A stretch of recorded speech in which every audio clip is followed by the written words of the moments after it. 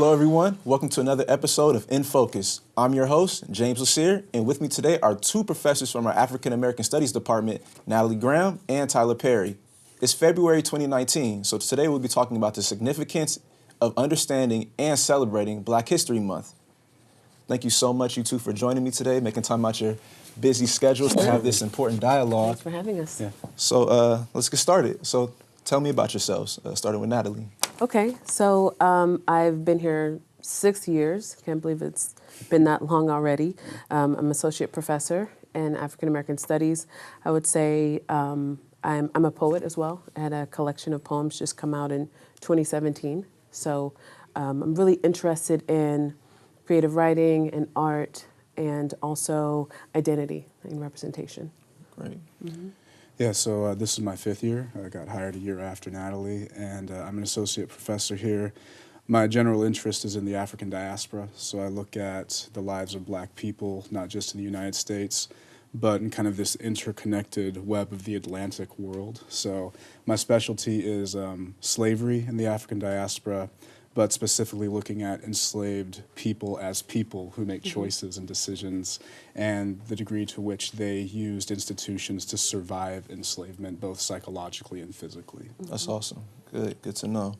What eventually led you to even teach African American studies at a college level? I would say for me, there were a lot of steps along the way. I don't think that I ever had an idea in mind where I strategized, becoming a professor, right? I started as getting my MFA in creative writing and in poetry, and along that path, I very accidentally became an adjunct professor in African American Studies. Like I literally walked into the wrong room. I was trying to find a film screening. And I found the African American Studies Department at the University of Florida. I didn't know that there was one because I was a transfer student. So again, not really knowing the university and not knowing what was there, I found this, home for African American Studies, and became the next semester, I did a Langston Hughes poetry project for them. And so being able to tie something that I was really passionate about and in love with the university it was really a first time for me being able to do those things. And then I graded for one of the classes in African American Studies. And then the following semester, there was an emergency, so the professor couldn't teach that class. So they asked me to adjunct that semester and take over the class. And so that was the first time being in the classroom, and I was awful, like horrendous for a full year. So I still wasn't thinking that was not something I could do. And then I would say maybe 4 semesters in, I started to realize how important history could be, right? I taught Intro to African American Studies, but I used a chronological historical lens. And for people to come into the class not knowing something and then leave the class and feel like this is vital information for me to navigate my life. That felt really transformative work. So that was something that I wanted to continue pursuing. Are you originally from Florida? Yeah, born and raised. Oh, wow. What part? Gainesville, North Central. Okay. All right. I didn't know that. Yeah. For sure. Yeah, I mean, so certain similarities in that I didn't really even have a conception of what professors did when I was younger. I mean, in my mind, I was thinking these are just teachers at the college level. Like it's an extension of high school to some degree, and so I didn't really have a conception of what a person did to become a professor. I guess the abbreviated story as to how I come into this is that I owe a significant amount to grade school teachers who initially pushed me for excellence. So 8th grade English teacher and a 10th grade social studies teacher were really, I think, the first 2 individuals who told me, you need to do more with this, this type of humanities type of research. You read well, you write well, go do something with it. Now, when I went into university, my first major was communications, and that was largely because I wasn't entirely sure what I wanted to do. I liked audio, visual entertainment. I liked journalism to some degree, but I never really saw myself as a writer professionally or a researcher because, once again, I didn't have any type of reference point for that. No one in my family was a professor, as far as I knew, and so there was no reference point. No one told me. It wasn't until my junior year when I finally redeclared a different major in history that I took a new course offered by a new faculty member called comparative slavery. And I took that because it worked with my schedule, because I was working full-time at this simultaneously. So I took it, didn't know who the professor was, but that was the course that introduced me to the possibility of making this a career option, not because I thought I was going to get rich or it'd be a lucrative career, but because it was the first course that really introduced me to the idea that you study enslaved people beyond their labor. So most Americans have a general conception. Slavery occurs, people picked cotton in fields, they were brutalized, they were beaten down, then they were emancipated through the Civil War. That's the basic narrative. This course took it far beyond that. We looked at enslaved people making choices. We looked at them as African peoples who were trying to recreate some semblance of ancestral knowledge in incredibly oppressive conditions. And so it was the first class I think I was excited to go to every single time, and I was almost sad when it ended. And I read everything for that class. I bothered the professor during their office hours probably every day, to the point where he may have been getting sick of me. But he was also a mentor. Like, he wasn't just a person who came to campus a couple times a week and left. He was there, and he is really the one that told me, apply to graduate school, pursue a PhD in this topic, and find yourself in the profession. And so, long story short, I really owe it to the people who took me under their wing and actually told me this was a possibility. And I could do it on kind of my own terms. It's crazy how just like one class or one influential professor can just alter your whole career path or just what you dedicate your life to. So that's a really good story. Yeah, and probably you two may have an effect on one of your students. You may have not even realized it. They may become an AFM professor or work in higher education because of the course they took with you. Yeah, for sure. So. What is it like teaching African American studies at an institution with less than 2% black students on campus? That's a good question. Yeah, sure. I'll take that one first. So if we bring this into the framework of Black History Month, I think that this embodies the point of what Woodson was trying to do when he created first Negro History Week, and then also, even before then, created the Association for the Study of Negro Life and History, his organization. He was deeply interested in ensuring that black children were gaining an education about how the people drive the historical narrative. So Woodson wasn't even talking about like the great figures. I mean, obviously Abraham Lincoln and Frederick Douglass's birthdays inspire the reason for February being selected. But even if you look at the Journal of African American History, it was mostly concerned with giving the people a narrative as to how they have built and benefited civilization and how they can kind of structure the environment for themselves and get a degree of autonomy and agency in taking the historical narrative back. So if the attitude is that there are too few of us to make a difference, well, American history suggests the opposite. A minority group can take the initiative and initiate significant monumental change. So I would say that a campus community that has a 2% black population greatly benefits from the celebration of Black History Month and also Woodson's vision in providing black people a narrative and encouraging black people to pursue a narrative of uplift and triumph. Right. I would say too, like in addition to those things that we, and I think that this is something that comes up again and again, right? Because it's not only that we are a department with, a small percentage of African American students on campus, but we're also a small department. So it's like, I think that sort of smallness and feeling of, if you compare us to other departments in the College of Humanities and Social Sciences, you often see that we're much smaller than them. But I think that just like, Tyler mentioned, our department, we talk a lot, we're small but mighty, and I think that it's important to sort of demonstrate that. We see ourselves as representatives both of the Black community, in a large sense, but also our students, right? We want to advocate for our students, and we want to show them, and represent for them the same sort of model that the numbers aren't the most important factor of their success or being or identity on campus, right? So I think that we don't identify as a small department, or we don't identify as a department with, at a university with a small percentage of Black students. We identify as a great department, right? And we identify as a department that, wants to be the, most important, department in Southern California. Like we want to, always consider how we can grow and how we can expand and build and sustain and bring our students along with us. Yeah. Okay. So what does Black history mean to you?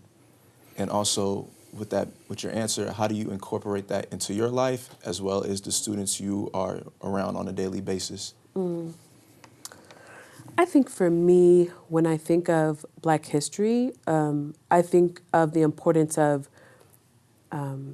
keeping it close, right? And so remembering how close we are to all things we consider history, right? And how there's such an organic link to something that we might consider ancient history. Like, a lot of times in the U.S. we think of slavery as something that happened so long ago that we can't even conceive of the fact that any of those ideas are still like resonant in American culture, and I think all the time about how, my grandmother's mother or grandmother was a slave, right? And that's like somebody whose name I know, right? So the idea that like, even with all of the ways that history was sort of erased, like the identity and memory and proximity to something like enslavement, how close we are to all of the things that we consider history in the U.S.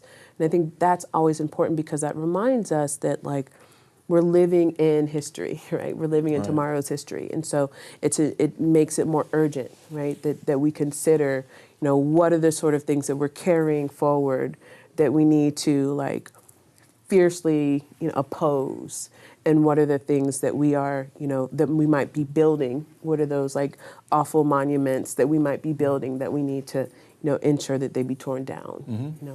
Yeah, and I think alongside that, as far as the moment in which we live as a reflection of why Black History Month, as originally a week, was created, I read a really interesting essay the other day that talked about there's always these debates every year as to whether or not Black History Month has run its course. I mean, are we at a point where we no longer need it, or should it should be expanded to a year, not just a month and whatnot? And all of those are fine discussions, but the author suggested that might be the wrong question, because what we should probably do is, and this is kind of how I'm looking at it through the paradigm of my own life, is look at the origins under which Woodson created it, particularly in a political context. So it comes a few years after what was called the Red Summer in 1919, in which a variety of race riots, in particular white communities going into Black communities and trying to destroy them, were occurring. I mean, it was something that was called the Red Summer.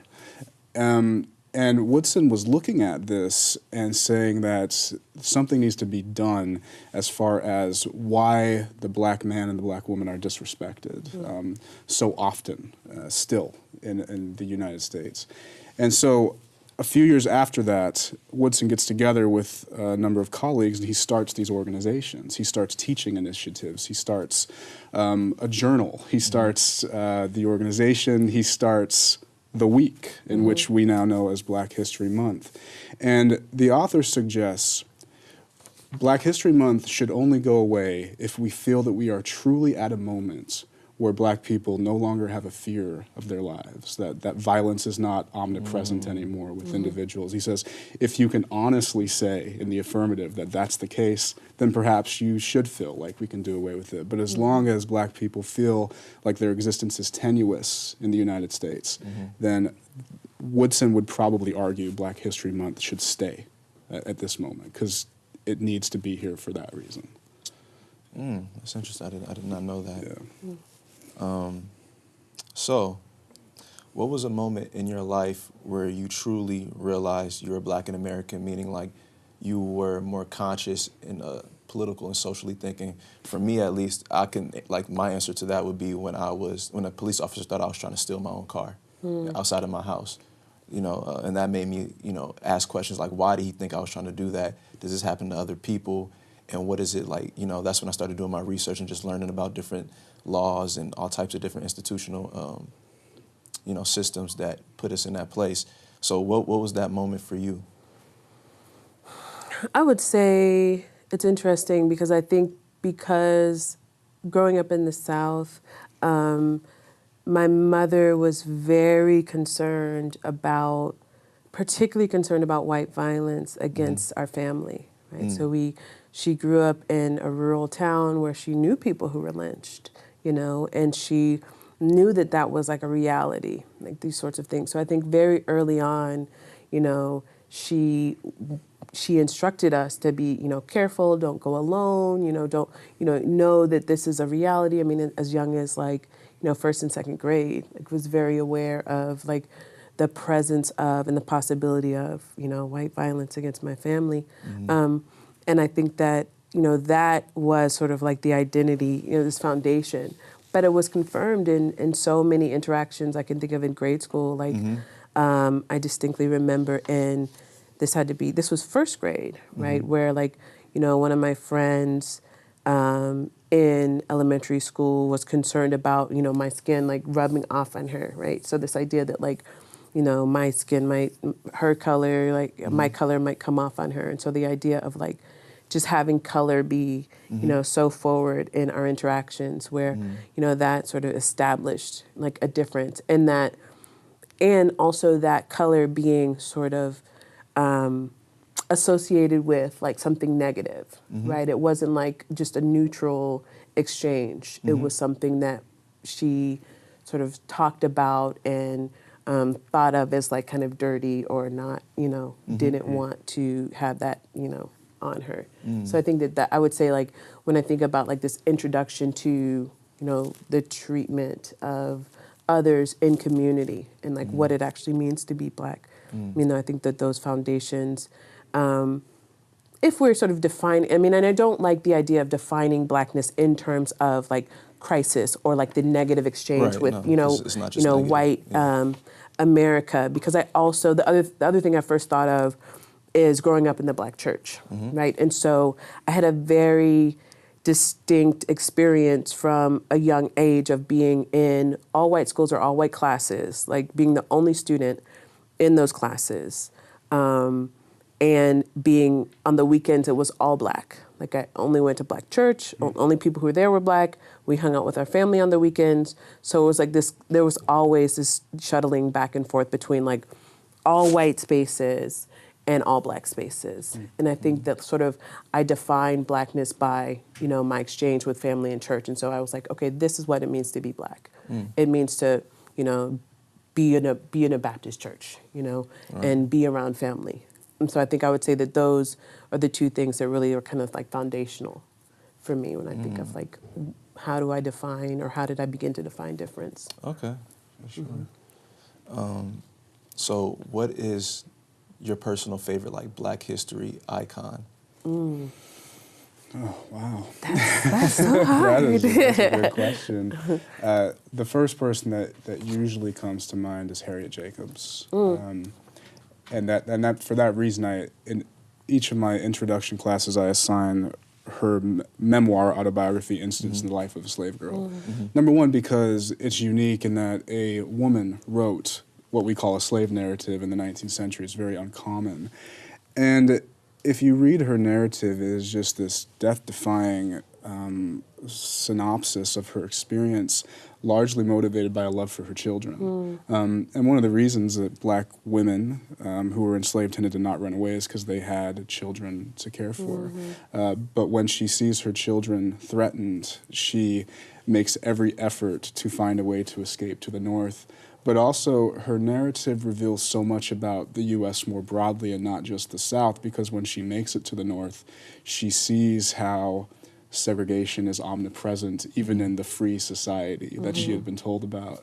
And so my students, when they read her narrative, it almost reads as a novel. I mean, she is vividly describing the violence, the escapades that are required for her to take. And you draw nothing but inspiration from her work while simultaneously having an understanding that America never favored black freedom. It was black people themselves who pushed America toward that point. And so even if they found that the North was not what it was advertised to be, you still pushed for your rights, and over generations, your descendants start to acquire it. So I think that she embodies this narrative in which people just constantly fight for the love of themselves, their family, and their people. And so she's always usually the first person that comes to mind because she's also largely unknown by the general population. Yeah, and I'm going to cheat on the question and say that, like, for me, the first thing I thought of I just thought of this stream of black musicians, right? Because so I think like the figure of black music in American culture, because you have this constant cycle of being seen as, you can go back to, rock and roll, or even back further to blues, be seen as this like scary, awful, not really, acceptable music. And then it gets woven into the mainstream, and then it becomes the biggest music there has ever been, right? And you see this spiraling upwards that gets us to where we are now with hip hop. And I think it's an amazing story over and over and over again of like overcoming and weaving together life, with such little opportunity, right? And just being sort of loyal to whatever identity and beginnings you understand is real, and sort of committing to that, right? And I think that you see that over and over and over again. And I think that that is so inspiring to me, and even music as a metaphor. So the first name I thought of is Diana Ross, and I thought of like how often we don't think of Diana Ross and the way that she broke so many barriers and had to, right? And then I thought of James Brown, and I thought of, all of the ways that you have this legacy, Sam Cooke, Stevie Wonder, like even further back, like, all of these musicians, Blind Lemon Jefferson, like all of these musicians who had to always kind of affirm that their music was art, and was and even going back to the the Harlem Renaissance, right? You have these people whose music was like called like jungle music, right? And then it becomes like the most traditional, like Americanized, fully woven into like the American rhetoric. Now you have like people saying like jazz is the first American music, where before it was something that people would truly not let their children listen to because they thought it would like infect them with like, evil, right? And so thinking of being able to see that trajectory over and over and over again as a pathway, I think that's really inspiring, right? And I think that that's something that I don't know exactly, because then there's so many figures, right? But I think as a collective, just like the legacy of African American music is really the thing that always stands out to me. I'm glad you mentioned hip hop too, because I remember watching a news clip of an interview from like the 1980s, and this lady was very critical about hip hop. She said that it wasn't going to last like 5 years. Now I just read like last month that it's the most popular music genre in the world right now. Exactly. And it even I saw today on social media, I think back in the late 80s, it was like Will Smith and Public Enemy, they're protesting the Grammys because the rap awards weren't being televised. Now that's like the main topic now during the Grammys. That's the main emphasis is the hip hop awards. So yeah, I mean, if I could build on this excellent point, what it brings to mind is something I usually tell my students in the intro to African American Studies class, in reference to music mostly, but popular culture more generally.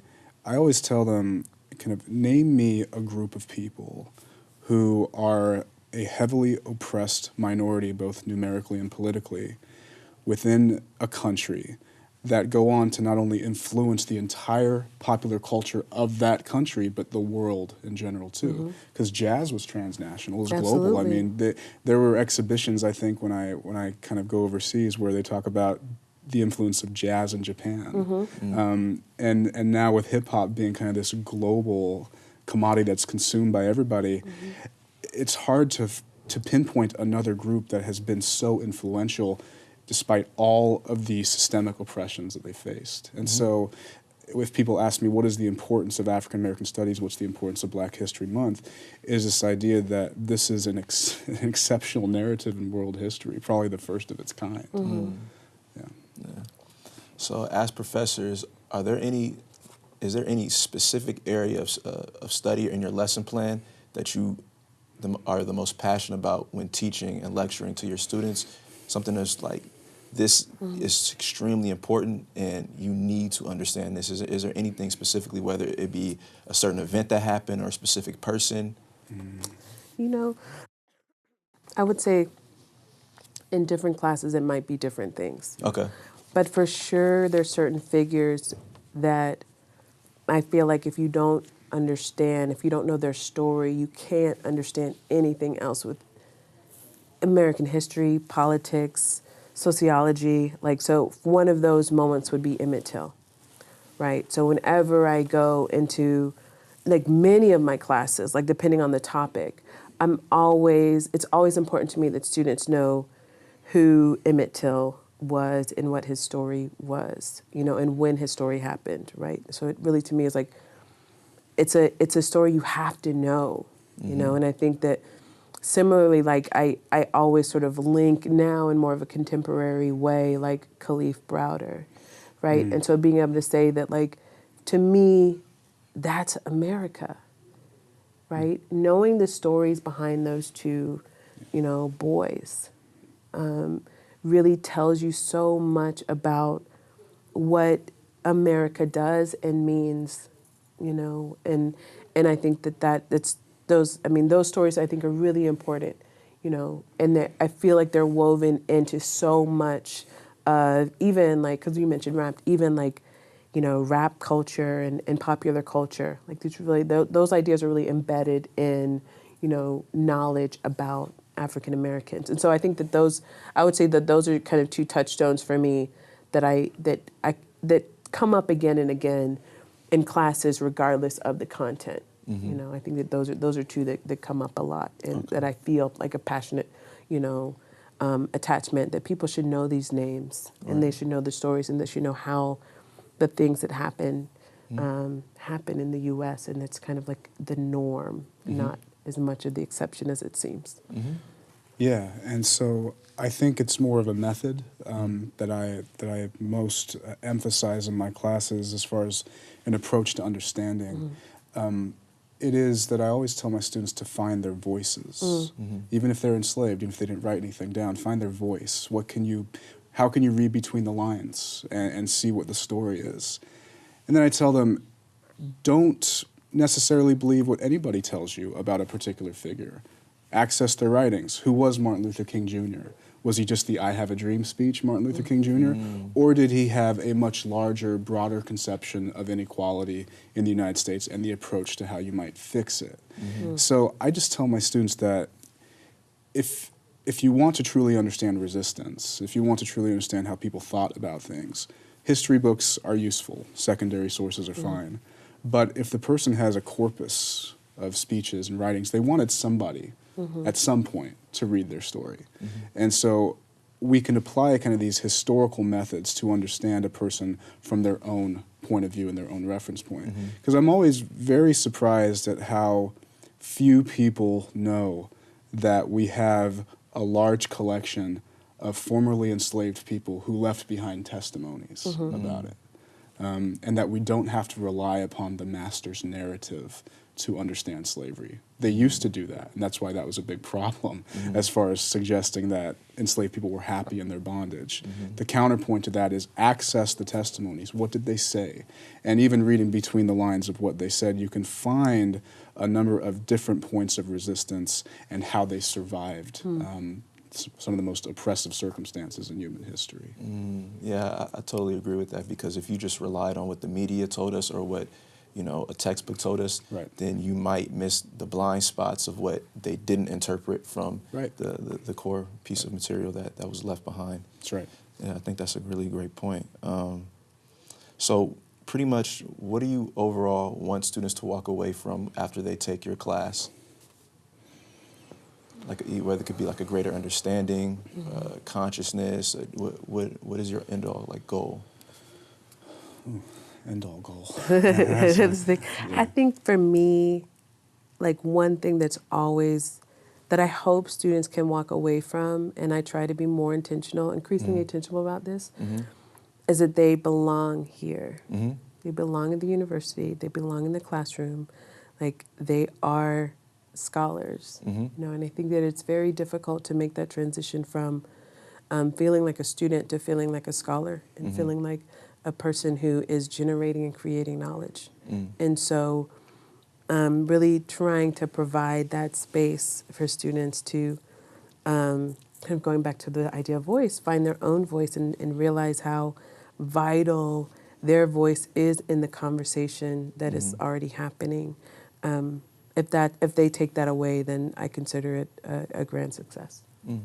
Yeah, and so to that last point, one of the ways I design my classes is I've been kind of troubled by the recent state of events where speakers will come on campus, they'll debate with students during the Q&A, and they will make the student look like they don't know what they're talking about, because they have kind of this ready-made set of talking points that they're just going to provide back at them. So I design my courses to give students the equipment to respond and to promote some sort of intellectual curiosity that they can continue to find the answers that they're seeking. If you believe that systemic racism and systemic inequality are a reality, which they are, I have a number of students who believe that, but they're not entirely sure how to articulate it with, facts and evidence-based analyses. So my class is designed to provide them with at least an introduction to that equipment, and so they can feel more confident as they go and pursue their career paths, whatever it might be in media, be in politics, or be in something else, that they can feel confident to express the realities that Black people and all minority groups are facing within the United States, especially in this current political moment. So the course, if I want each student to leave with an idea and an understanding that they are ready for the challenge, that they now have the tools and the intellectual curiosity to pursue social justice for the benefit of everybody. Okay. All right. And aside from just the African American Studies departments and the classes, what are your thoughts on the other Black advocacy, programs and groups on campus, such as the BSU, the Black Student Union, which I happen to be the external vice president for, and the African American Resource Center? What are your overall thoughts on the work they've been doing since you've even been working here for the past 5 or 6 years? Yeah, I mean, the thing I will say is that I've been to a lot of different campuses now that I've been doing this for about 5 years. And the African American Resource Center, in particular the ARC, is very unique. Because I ask other places, do you have something like a resource center for African Americans? They have resource centers like Social Justice Center, which is great, but on this campus, the ARC in and of itself provides that space for the 2% Black student population to become their authentic selves, to believe they can have honest conversations about the climate of race even on the campus or just in Orange County and the United States more broadly. So I would say that I've deeply appreciated being able to work with the African American Resource Center because it is a very unique center in kind of the grand scheme of colleges throughout the country. So I think that I encourage students to access the center because it does provide a necessary experience that you don't find everywhere. And the fact that Fullerton supports it so well, I think, is a huge compliment to where the institution is moving. Right, and if I can add on to that, just from my personal experience, when I first transferred here, I pretty much grew up, before I got here, I grew up in a predominantly Black neighborhood my whole life. I'm originally from Inglewood, California. And my first 2 weeks, I was happy to, finally transfer to university, but I kind of didn't exactly feel at home. Right. But when I discovered the ARC, that completely changed my whole college experience, and I go there every day myself. I even got a job there, so yeah, it's a blessing. I'm thankful for it for sure. Yeah. It's a great resource. Yeah, I would say, kind of thinking about the time I've been here, the one thing that has been consistent is the students, right? So I think like the ARC, and I mean, as professors, as departments, as resource centers and programs, like I know that the administration is dedicated to supporting students and wants to support students and wants to support students of color and African American students. But I will say, like, regardless of the effectiveness of any of those programs, the students have shown up, right? The students have been dedicated and, supportive and like really, I do feel like there's like a genuine group of sincere students here who support the programming, who make it happen. Because the ARC doesn't happen without the students. MSI doesn't happen. BSU doesn't happen. None of this happens without like a dedicated core group of students to like make it all function. And so I've been really impressed with the students here who've been willing to, especially as a commuter campus, who've been willing to give their time and genuinely support the work that's being done. Right. It's not easy, especially when you're working other jobs and you have a full-time class schedule. Yeah, for sure. Well, that kind of wraps it up. Is there anything important that you would like to add on or communicate before we end this?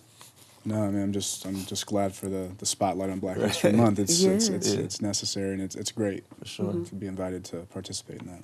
Yeah, likewise. Thank you. Sure. Well, thank you so much, you two, for taking time out your busy schedules to come down to the studio and have this important dialogue. That concludes today's episode of In Focus. Once again, I'm James Leassear with Professor Natalie Graham and Tyler Parry. Thank you for watching.